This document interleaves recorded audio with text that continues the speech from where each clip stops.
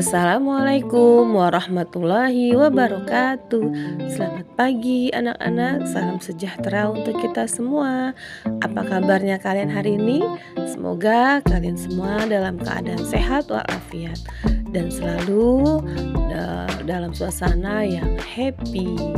Baiklah, sebelum kita mulai, mari kita berdoa terlebih dahulu sesuai dengan agama dan kepercayaan kita masing-masing. Berdoa dimulai. Selesai. Baiklah, mari kita mulai pertemuan kali ini. Kita akan membahas perilaku jujur.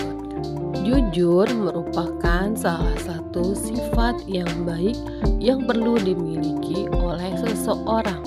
Bahkan jujur itu sendiri memiliki beberapa manfaat, yaitu mudah mendapatkan kepercayaan orang lain, hidup terasa lebih damai dan bahagia, lebih percaya diri, dan terhindar dari tuduhan yang merugikan. Di mana kita harus menerapkan perilaku jujur?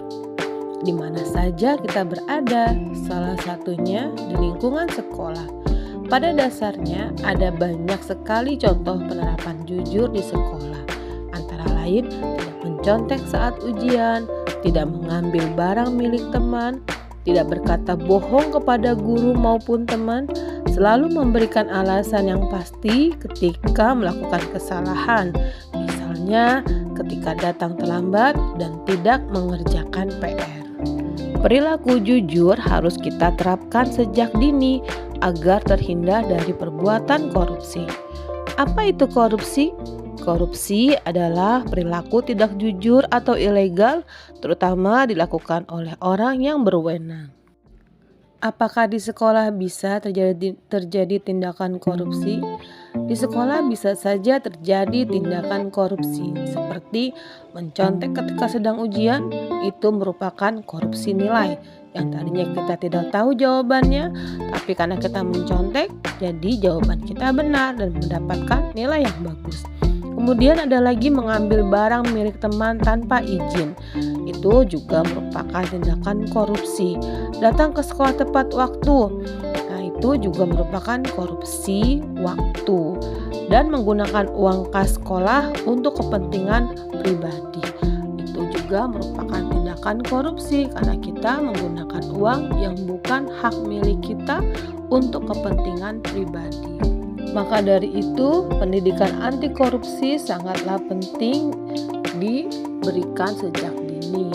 Karena pendidikan anti korupsi sebuah gerakan budaya dalam menumbuhkan nilai anti korupsi sejak dini dengan memberikan pemahaman dan pencegahan terjadinya perbuatan korupsi yang dilakukan melalui pendidikan formal di sekolah, pendidikan informal di lingkungan keluarga, serta pendidikan non-formal di masyarakat. Pendidikan anti korupsi bertujuan untuk membentuk pengetahuan dan pemahaman mengenai sebagai bentuk korupsi dan aspek-aspeknya, merubah persepsi dan sikap kita terhadap korupsi, serta membentuk keterampilan dan kecakapan baru yang dibutuhkan untuk melawan korupsi. Bagaimana cara mencegahnya? Yaitu yang pertama, rajin beribadah. Dengan mendekatkan diri kita kepada Tuhan Yang Maha Esa, insya Allah kita bisa mencegah perbuatan korupsi itu terjadi dan meningkatkan keimanan dan ketakwaan kita. Lalu pergaulan yang positif. Hati-hati dalam memilih teman, karena teman yang baik akan membawa dampak positif untuk diri kita. Namun sebaliknya, apabila teman yang berperilaku tidak kurang baik, maka akan memberikan pengaruh yang negatif terhadap kita. Jadi kita harus hati-hati dalam bergaul. Nah anak-anak, demikian materi yang Ibu sampaikan. Semoga bermanfaat untuk kita semua. Semoga kalian bisa mengambil pesan dari materi yang Ibu berikan kali ini.